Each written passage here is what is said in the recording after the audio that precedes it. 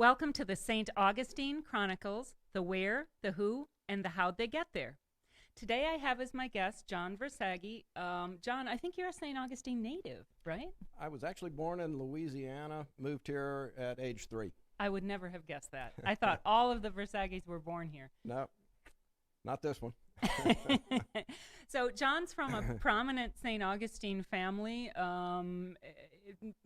They've got a street named after them at the beach, and they were were you the biggest shrimping family, the Versaggis, at the height of the shrimping industry here? At the height of the industry here, we were among the biggest. I can't say with certainty we were the biggest. Salvador's probably were, but our family departed St. Augustine just before World War II and built their fleet bigger and out in the Gulf in Louisiana, and later Texas, and ultimately South America. Well, let's talk about that in a little bit, but going back to living here as a child, where did you live when you were growing up? On Valencia Street. The house is now owned by Susan and Joe Joyner, the college president. Yeah.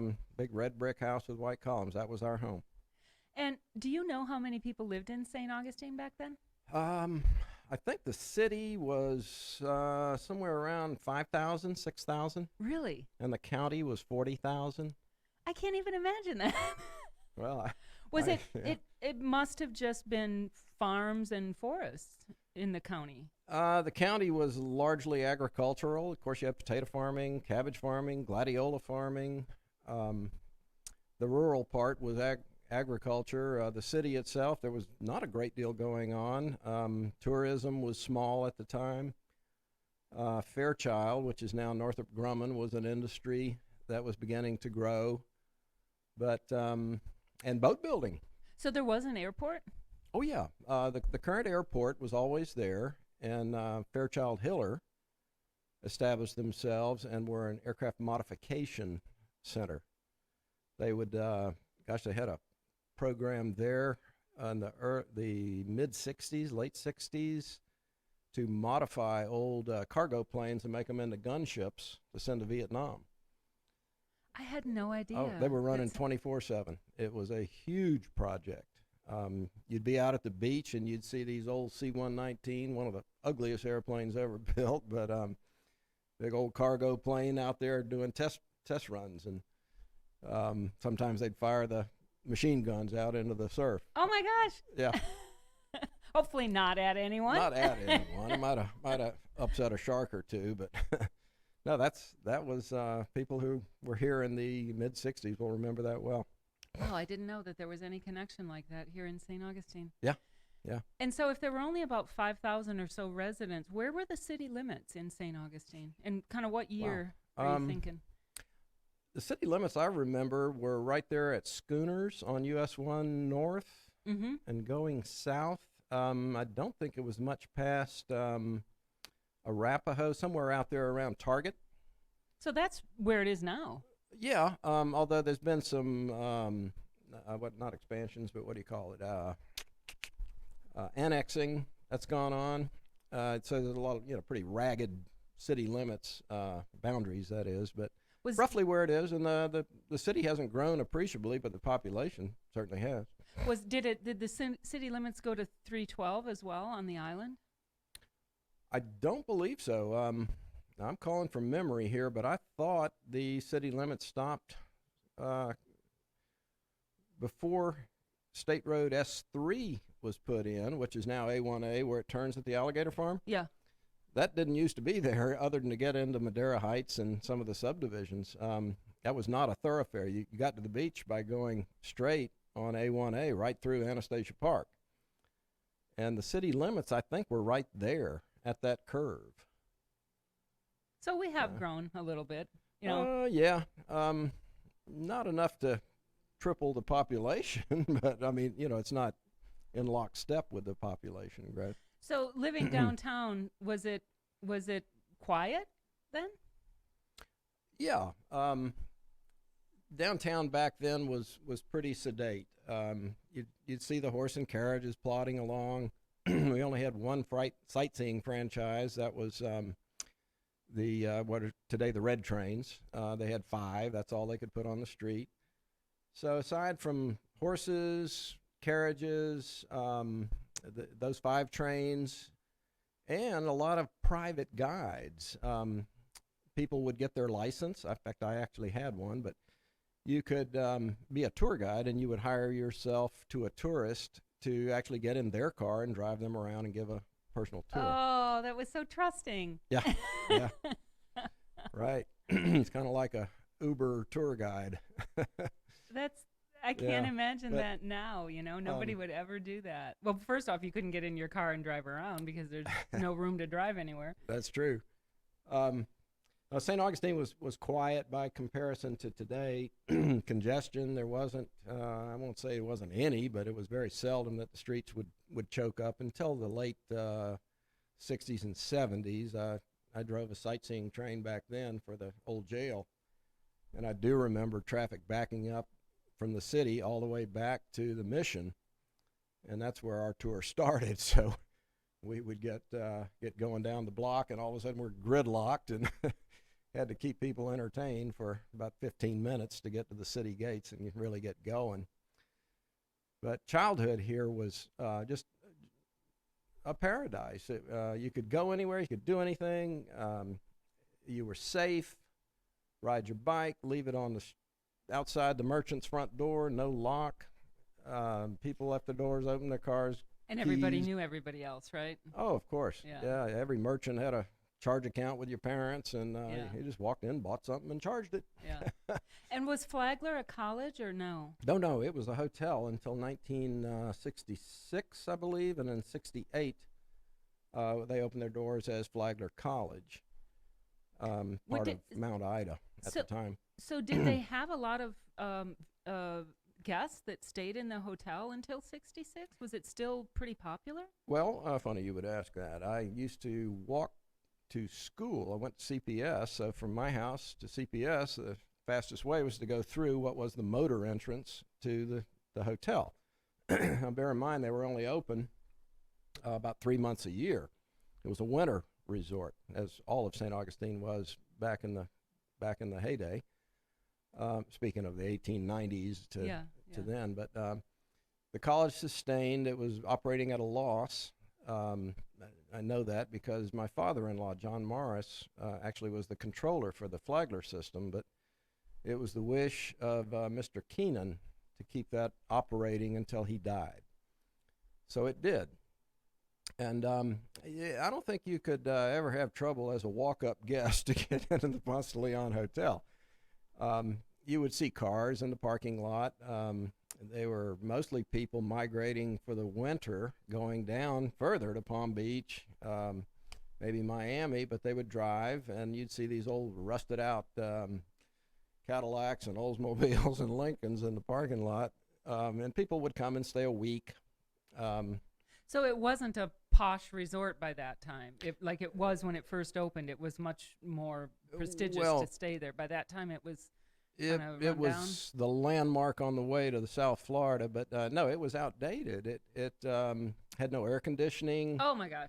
Well, but then again, I was born in '64, and I remember I was probably about 10 when we got air conditioning. Oh, same here. Nobody had air conditioning. No, but further down in South Florida, they did have air conditioning, probably ahead of us. And anyway, people didn't want to be inconvenienced, and so the hotel was falling out of favor as that generation of people ceased travel or died off. And they finally shut the doors. It was, I think, termite ridden. It had a lot of structural problems that I can imagine. Flagler College inherited, and with the help of a lot of contributions, they've really done a stellar job of putting that building back. And they really have. They deserve the credit. Yeah. So, what did you do when you were growing up? Did you have yards that you could play in? Now it's a lot more cramped downtown. We don't really have places for kids to play. If you're gonna live downtown with your kids, it's a little bit hard. Yeah. We did anything we want. We had a neighborhood gang. We would have sandlot baseball, football, basketball with other neighborhood gangs and crosstown rivals. Rode your bike everywhere to get to those games after school. We literally could do anything we wanted. There were still open parcels of land, one of which was behind the house where I live. So people would say, "Where are we going today?" "Oh, we go to the Versaggi lot." "Okay, tomorrow we go to the Shelley lot."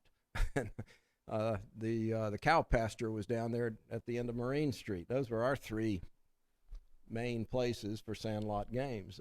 We had a ball. We could fish. You could fish off the fort into right off the moat or where it hits the water. You could, if you had a boat, you could fish under the city pier. There were just so few restrictions. There wasn't much you couldn't do, and if you did get out of line, your parents would know before dark. Yeah, because everybody knew everybody else. Oh yeah, you'd tremble before you got home. Yeah. How many kids? You graduated from St. Augustine High School, right? Actually, no. I was a CPS and St. Joe's student until completed 10th grade there, and I went to Bowles. My last two. Mom and Dad said, we need to perk this guy up a little bit. They sent me to Bowles, and actually I'm happy for that, but that's where I graduated. So was there, when you get into the northern part of St. Johns County now, it's kind of a mix between Jacksonville and St. Augustine. You don't really know where you are. You might have a St. Augustine address, but you feel a lot more Jacksonville. Was there much more of a delineation back then between, okay, here's Jacksonville and then here's St. Augustine, and we're very much different and we don't kind of mix? Or was it still... people still kind of go back and forth? Much like you described, there were very, very few people who actually commuted to Jacksonville to work. The northern part of the county was not populated, other than a few people lived out on the river. And Jacksonville was like going to Mars. You had to dress up to go.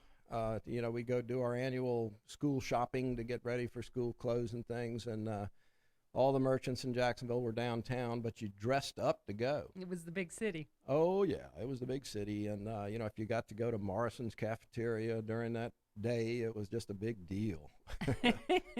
Jacksonville was, the place. So talk to me a little bit, going back to your family's history.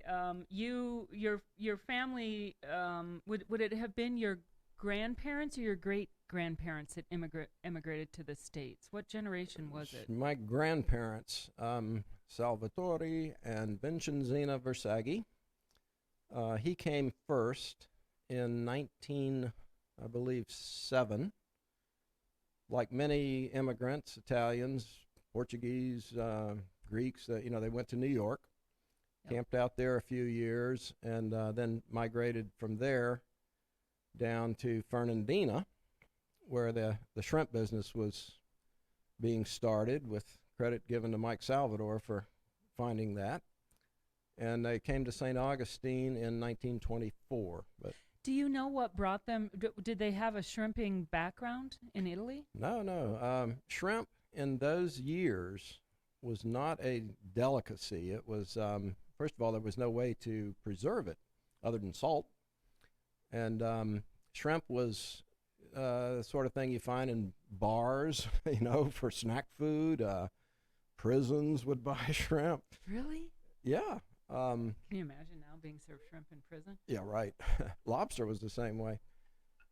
But no, they didn't come with the specific skills. They were, very accustomed to operating on the water with boats and catching fish, but they were not shrimpers. I wonder what brought them here from New York. What made them decide to come here? Streets paved with gold. Italy was in a horrible depression at that time, and poverty was rampant. And with the Italians, like a lot of people, they're very clannish and very close-knit, and one would go to New York and find out, hey, I got a job as a street vendor or whatever. I'm making money, as opposed to making none in Italy. So, brothers come over, the cousins, and it was the lure that brought them here. The shrimp business got some legs under it after several years after they got here. Did your grandparents come? Were they married at the time, or yeah. did they were? Mm-hmm. So he came first, and then she came once he had established a little bit of something right. here. My grandfather was actually a merchant marine. He was on a vessel that went between New York and New Zealand. So he camped out in New York to do that. Later became a longshoreman in New York, but didn't join the shrimp industry until his cousin, Mike Salvador, said, "Hey, I think I got something going here in Fernandina. you better come down." So he came to Fernandina, and then from Fernandina they established more of the shrimping business, and then decided to come to St. Augustine to branch out. Yep, pretty much. Fernandina was first. Mike Salvador really is credited as being the pioneer, and my family and the Polies were numbers 2 and 3, not even in that order. But they established their businesses there, and they were doing well before the Depression. And for reasons that aren't totally clear, because Fernandina was a good deep water port, they moved their operations to St. Augustine. Maybe it was the economics of waterfront property or something. I really am not clear what motivated them to move, but they did. But there wasn't a shrimping industry in St. Augustine before they brought one? No. It was, people would cast nets in the river and on the beach, but no, there was not a commercial shrimping industry here. So at what year was that when they came to St. Augustine? Do you know approximately? Yeah, it was 1925, 1 year after my grandfather died. My father took over the business at age 18. And your father had brothers, correct? There were 5 Versaggi brothers, yes, and they all, one by one, as they came of age, joined the business. They were partners. Can you imagine managing that? I'm sure that, young guys, I can just imagine how their ideas clashed. They got along surprisingly well, but I'm sure there were some heated moments. I'll bet your grandma had to step in more than once. Oh, she did. She was probably a very strong woman. Very strong, yeah. Yeah. So, she actually cast the vote between she and my father after the grandfather died. They said, "What do we do now? We sell the boats?" They had 12. "We sell them? What do we do?" And she said, "No, we're going to keep the fleet. We're going to operate it, and you, big son, are going to be the first manager after your father." At 18. At 18. Oh my gosh. Yeah, and wasn't too long after that the Depression hit. So. Right. So how many boats did they bring when they or what kind of operation did they bring here when they started? When they first started? Well, as I said, we were among other fleets of boats that either established here or came here. They came down with 12 boats. Other fleets, the Salvador fleet, the Poli fleet, the Golino fleet, Fazios were building a fleet, all the Italian and Portuguese, Oliver's another. At one time, through the years anyway, there was as many as 100 active boats that called St. Augustine home port. It was a big operation. It was a mainstay of our local economy, with the boat building and all of the ancillary supplies that went to operate a fleet, fuel, lumber, a lot of things prospered from that industry. And where were they based? Were they based in the San Sebastian or where? About a block from here. San Sebastian River at the King Street Bridge, the little bridge. There were fish houses from there. Fish house is just a generic term that you pack shrimp. You might pack fish, but it was called a fish house. Salvador's were on the street. Next down was the Versaggi fish house. Next down was the Poli. They're all gone now. How many? I think there was like 18 fish houses on the San Sebastian River. It was the working waterfront, all the way down to just about where it hooks up to the Matanzas River. And where were they sending their catch? Do you know? How far did their catch go? Well, when ice became commercially available, that opened up huge markets. Right, because they couldn't transport it that far without that. Right. So you went from salt in barrels of shrimp to iced boxes of shrimp. A box is 100 pounds. They'd go to New York to the Fulton Fish Market. I think they shipped Chicago sometime, Miami. But there were trucks leaving St. Augustine loaded with shrimp. My dad, who was in the very active in the Florida legislature in the 30s, he said, "Man, we got to do something with these trucks." So they started putting Visit St. Augustine billboards on the sides of the trucks. That's creative. The bumper sticker on steroids idea. Ingenuity. Yep. But they shipped primarily on the eastern seaboard. How many people do you know how many people they employed directly at the height of their operation? I don't. A typical shrimp boat might have 3 crew members, a captain and 2. They called them strikers. I have no idea where that name came from. And 100 boats. So there are at least 300 direct people employed. And then the fish houses and all that goes with it. Trucking. I could easily see 1,000. And so you told me a story just a few minutes ago about some of the extracurricular activities that could have happened on those shrimp boats. Yeah.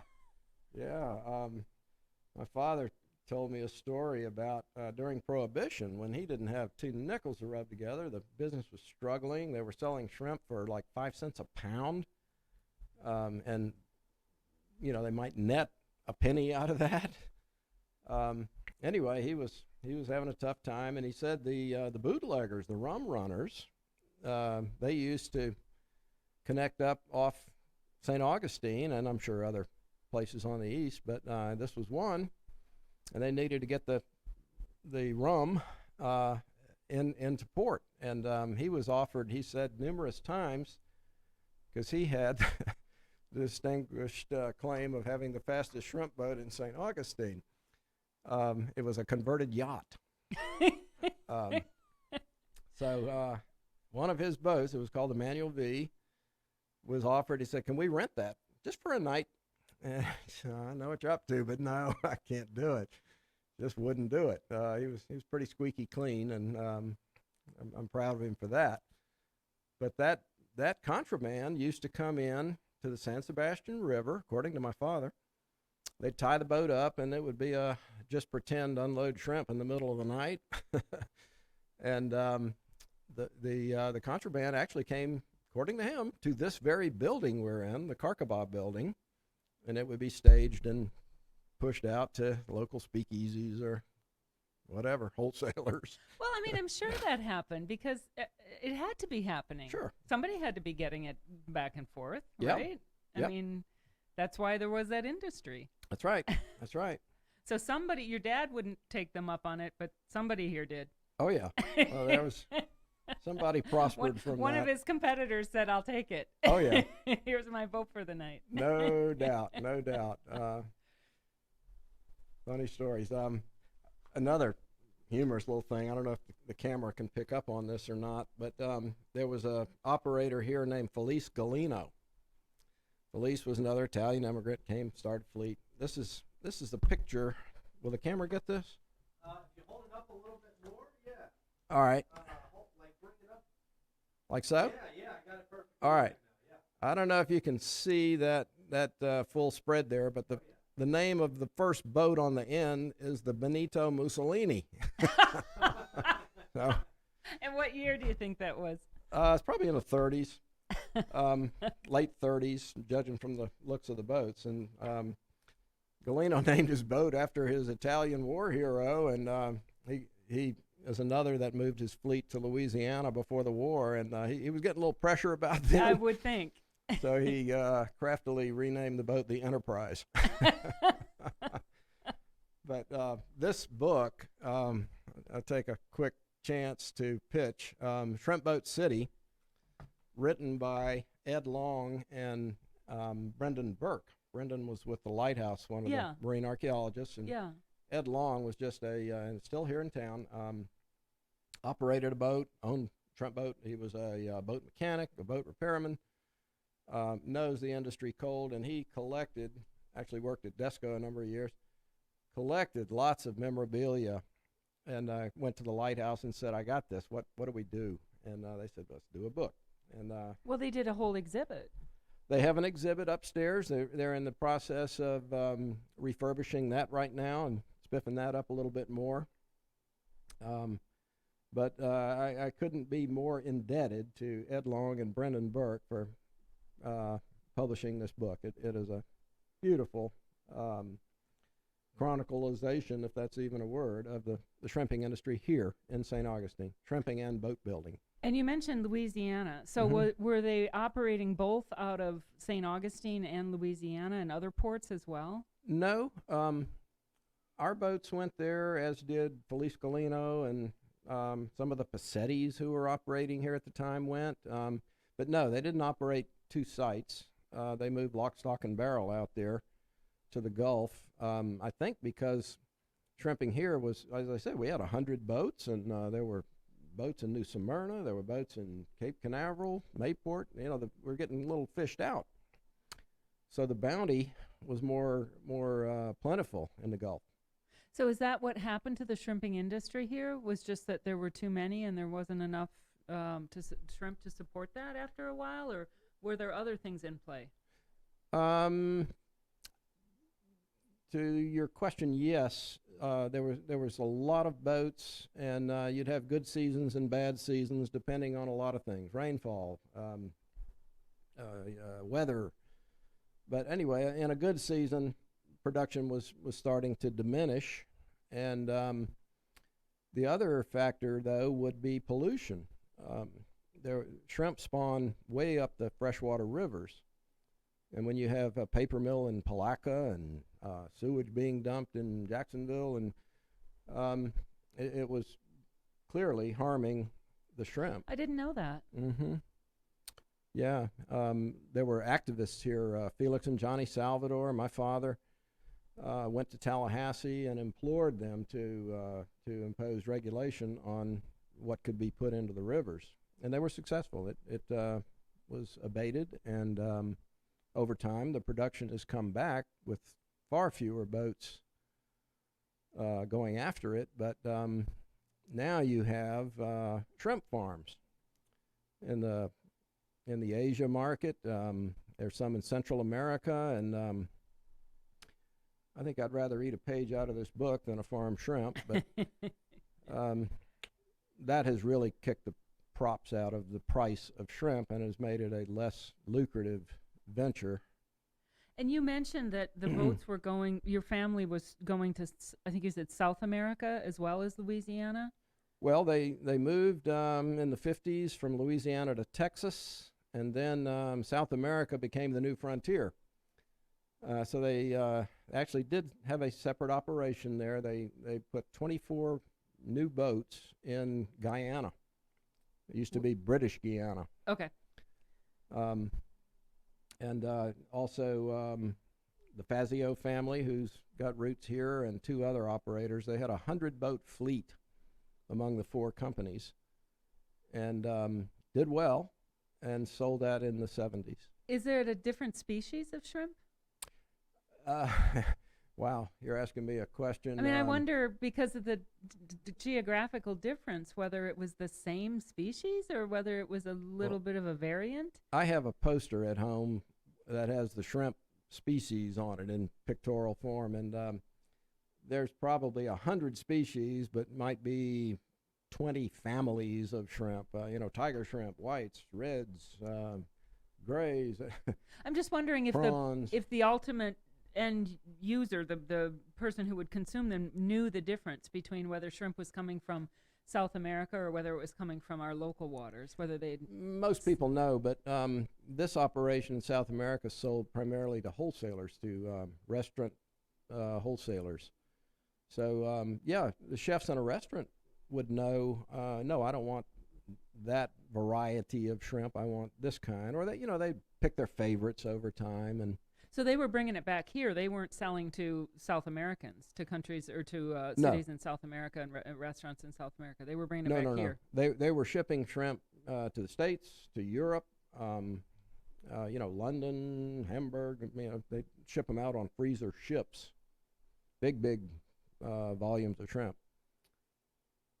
Some of it certainly came here to New York, Miami.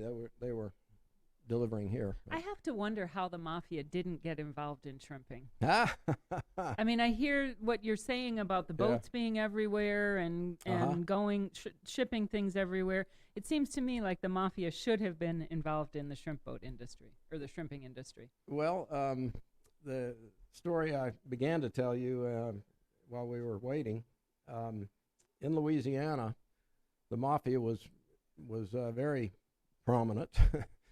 In New Orleans, Carlos Marcello had the New Orleans franchise for the mafia.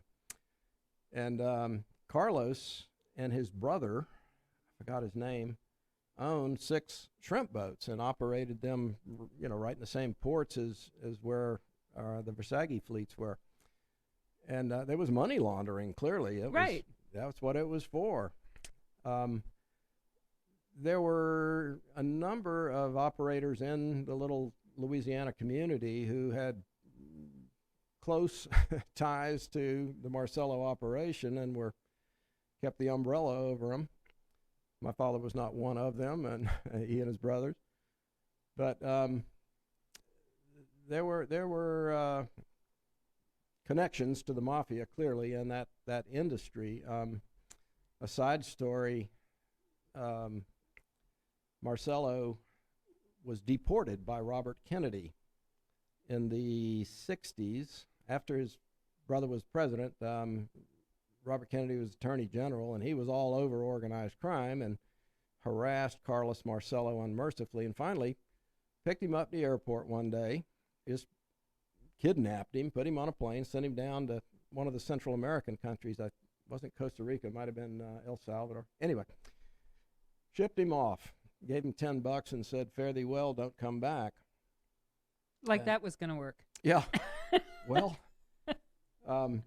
soon as Carlos could establish connection, a shrimp boat of all things left the little port of Patterson, Louisiana, made its way down there, retrieved Carlos, and brought him all the way back. Yep. Yeah, look at that.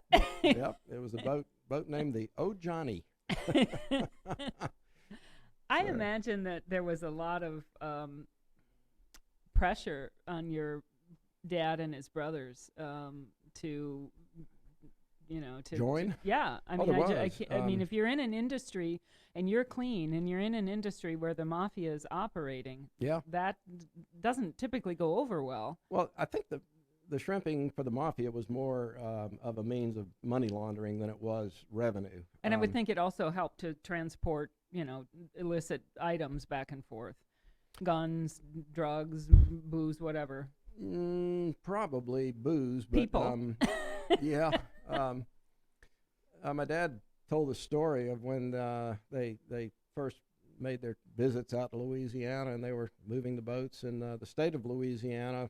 I said, "Oh, guess what? You need to have a license for every boat, blah, blah, blah, and it's very expensive because you are a non-resident." And he and his brother, Manuel, father of Mike Versaggi, local dentist, had already sent Manuel, out to Louisiana, and he opened a post office box and established residency. So magically, everything was in his name. So he outwitted him, just a step ahead. But in the course of that, Marcello approached my father and said, "Hey, Goomba, you need help? We're here for you." And Dad says, "Oh, thank you, but I think we got this covered." But he was there in a friendly way, but no doubt would have led to a handcuff. Yeah, I'm just surprised that they were able to operate cleanly in an industry side by side with mafia operators. They did. And they didn't come here. The mafia didn't come here to try to infiltrate or I don't know if infiltrate's the right word, but to capitalize. on the shrimping here. I don't think it was an especially attractive industry for anything other than money laundering. But I'm still surprised because you would think that there would be a Miami connection to coming up the coast. So that's surprising to me. I don't know. Miami certainly had mafia presence, as did Tampa. But I can't speak for their interest level in shrimping or commercial fishing. Did the railroad have any play in shrimping and moving cargo? Yeah. There was a rail spur at the fish houses right here at the King Street Bridge. A little rail spur went down to service the gas company down a few blocks from here, and to ship out refrigerator cars of shrimp. Most of it went by truck because a rail car was so big, and you fighting perishable products. So for the most part, it was done with conventional trucking. Easier to get direct to the market, don't have to unload twice and so forth. A lot of logistics with rail. But yeah, they certainly played a prominent role. And lumber for Desco came in by rail from the north. Why didn't they just use local lumber with all of the forests here? There was a certain type of fir that they used that came out of New England, I believe. Alan Roberts used to work there, and he filled me in because he used to buy it. Cypress came from another location, but around here, a lot of pine and oak used for making of the keels, and the cabin of the boats was local. But certain kinds of wood not available would come in by rail. I was a summer job guy with my two cousins at Desco, and our job was to unload those godforsaken hot rail cars in the summer. Oh, it was awful. Where did so there was a ancillary industry on boat building, which took a craftsmanship that is totally different from the skill set for shrimping. Yeah. Where did those people come from? Did they already exist here? Were there craftsmen and carpenters and woodworkers that could do that, or did they come from elsewhere? I'm going to step out and say elsewhere that the Greeks were famous, or known for boat building skill. And a number of them emigrated over and saw what was going on, said, okay, I can build that kind of boat, and off they went. They set up a little shed on the riverfront, and they built a shrimp boat. The Greeks, I'd say, get the majority of the credit for establishing the presence of boat building in St. Augustine.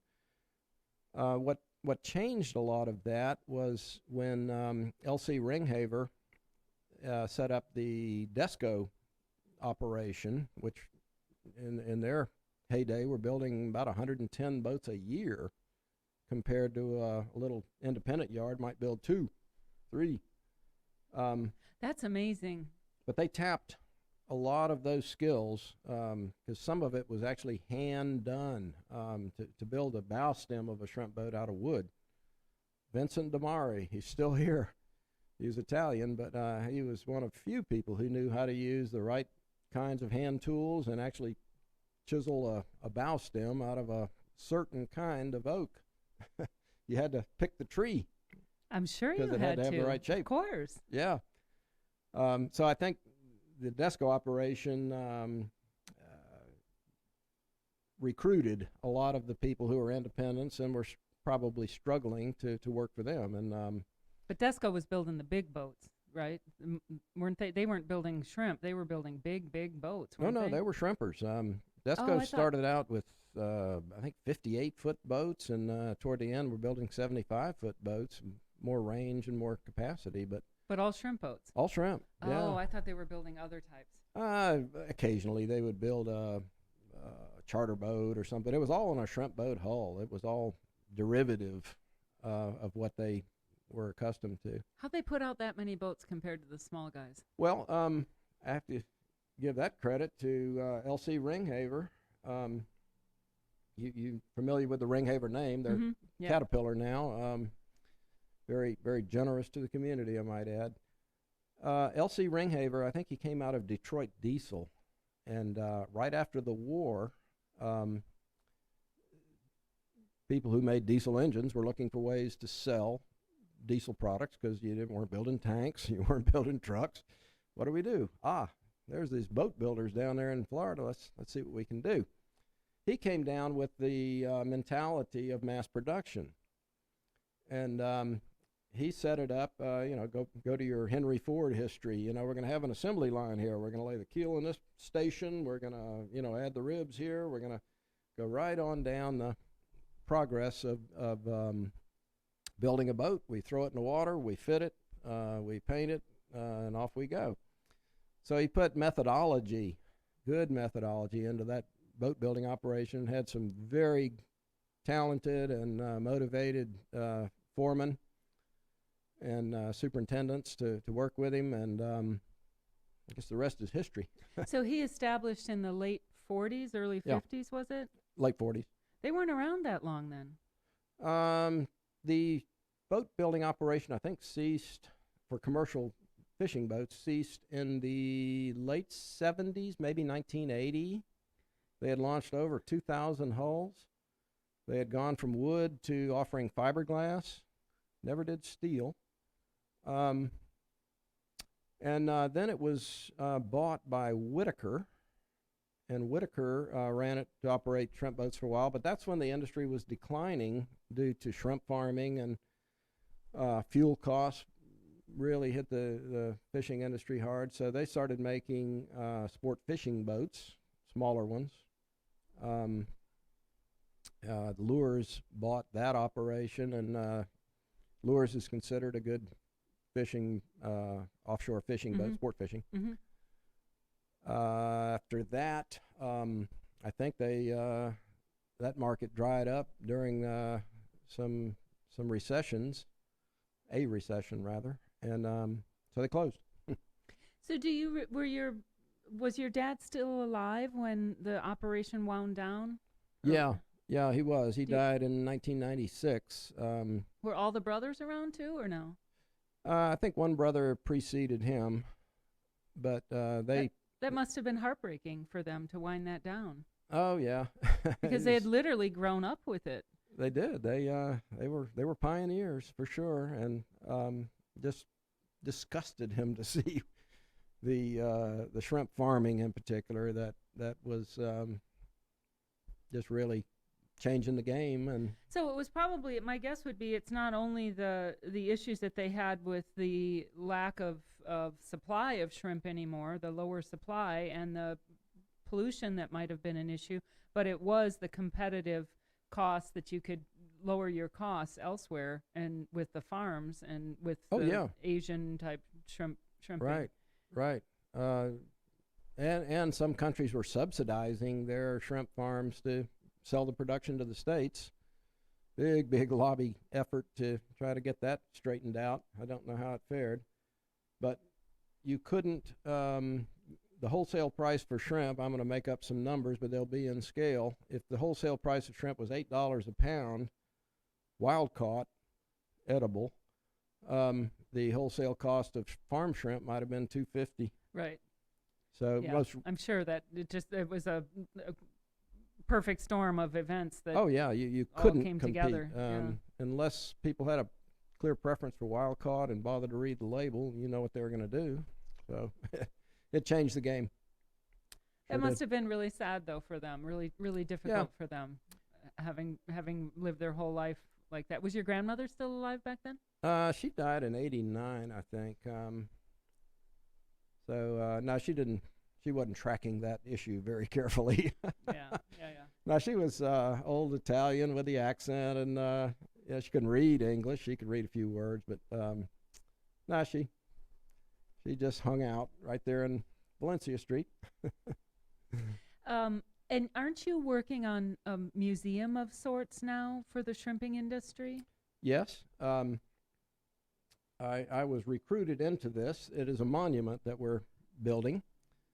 My cousin, Grace Peso Spiller, whose mother was John Versaggi Spiller. Grace and Brendan Burke, who wrote the Shrimp Boat City book, said there was no dedicated monument of any sort to the shrimping and the boat building.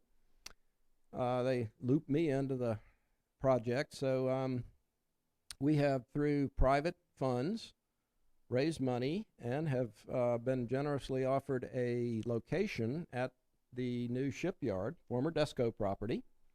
Beautiful vista overlooking the San Sebastian River. And we will build there soon. We're almost ready to start. We have bronze pieces that are almost finished. We have Young's Masonry ready to build a coquina base. The bronze work was done by local Chad Light, former Pedro Menendez. Chad, yeah. Yep. Man of many talents. That's a man. He's on my list to interview, by the way. Well, good, good.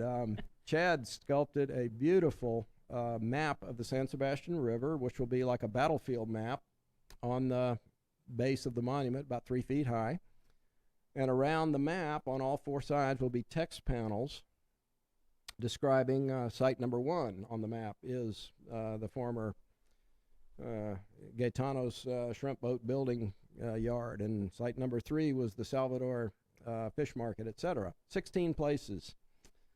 The local support, we've gone to people from the industry or connected to the industry of boat building or shrimping, and the support has been overwhelming. We're so pleased with how much money we've raised. Should be adequate to do a good job, and we hope to dedicate the monument in earliest November, could be December, January, depending on COVID, but we're almost ready to build it. And is it close to Culinary Outfitters? Is that? Yes, ma'am. It will be as you walk down the big, wide steps from Culinary down to the river. It will be staring at you from the promenade right at the riverfront. Well, that's kind of cool, too, because Chase Pritchard is connected to the Versaggis by marriage. That's right. Yeah, yeah. So that's interesting as well. And I know he supports the local seafood and tries to get, things local. So yeah, that's cool. Yeah, we're excited about it. Do you, you said that you had worked unloading timber into the Desco yard. Uh-huh. Did you grow up learning how to shrimp as well? No. Our boats, when I was young, our boats were not in St. Augustine, so I had no opportunity really to, take a trip or be a crew hand or a crewman, striker as they call them. So no, I did make one trip to South America with my dad, and we went out on a day trip just to kind of sea trial a boat. But no, I am not an experienced shrimper. I wish I was. Yeah, I'll bet. Yeah. I mean, looking back, you don't know when you're younger, right? You don't know that you're going to miss that. But no. I'm sure looking back, you do. Yeah, I wish I had. Didn't work out for me. Do your grandchildren fish? Just recreational fishing, yeah. Maybe it's in the genes a little bit? Maybe. Little DNA. So do you like to eat shrimp? Oh, Lord, yes. I'm allergic to fish and seafood, so I can't eat shrimp. So. Oh, shame on you. Well, I don't know what I'm missing. I've never had it. Oh, no. Little sidebar there. A classmate of mine was Johnny Salvador, son of John Salvador, and Johnny and Felix ran the Salvador market. He was allergic to shrimp, of all people. He would turn bright red and swell. Yeah, I can't imagine that because I can't even get near it. I can't get near the smell of it. I can't be, if I go, like I used to tell Chris at Barnacles, I can't go in there. I can't even walk in the door. Gosh. Because of all the fish and seafood and shrimp that's in the air. So I can't Airborne. imagine the poor kid growing up. Yeah. How'd he not die? Father would come home after unloading the boats, and it could get ugly. Yeah. Yeah. Poor kid. Yeah. So well, we buy shrimp like everybody else now. We don't have any wholesale or anything like that. I do have 4 cousins down in Tampa who are operating a fleet of 6 boats in the Gulf. And Versaggi cousins? Yeah, it's the Versaggi Shrimp Company. Yeah. Oh, that's great. It has been continuously operated since 1912. Over 100 years that the Versaggi Shrimp Company's been in existence. Are they going to grow it at all, you think, or are they going to keep it small? Last discussion, no. They just don't find the ability to manage crews. Crews are hard to find. Boats are expensive. Price of shrimp is not where you want it, so they're just going to maintain for now. Well, thank you for coming in. I really appreciate your time. And, Sure. I didn't grow up here, so I love to learn about the history of St. Augustine that doesn't still exist. So, of course, we all know about the Spanish period, and we know about Flagler Colleges, Henry Flagler and all that, because it's still here. Yeah. But the shrimping industry, I know of it, but you've really Yeah. filled me in on a lot of the background, and I Oh, really yeah. appreciate that. And it's also interesting just to learn about the history of the families that are still here as well, Well, and all of the things that these families did to support the city. yeah. Well, I appreciate the opportunity to tell that story. It's so different now. In the 50s, if you cross that little bridge on the San Sebastian, there would have been shrimp boats as far as you could see. I don't know that I could have crossed that bridge. It may have smelled like Oh, shrimp for yeah. me, and I maybe had to stay away. You'd have had to use binoculars from a block away. Might have been not too smart for me. Yeah. Well, thank you very much, John. I Okay. appreciate it. Karen, thank you. So this has been another episode of the St. Augustine Chronicles, the where, the who, and the how'd they get there. Watch, like, or follow us on Facebook at St. Augustine Chronicles Podcast or at St. Augustine Chronicles. You can also find us on YouTube at St. Augustine Chronicles Podcast. Watch, listen. Don't forget to subscribe so you don't miss any new episodes. And we are produced by the great Pete Melfi at the 904 Now, so you can also find us on the 904 Now Facebook page. Be on the lookout for new shows every Monday. Thanks for tuning in.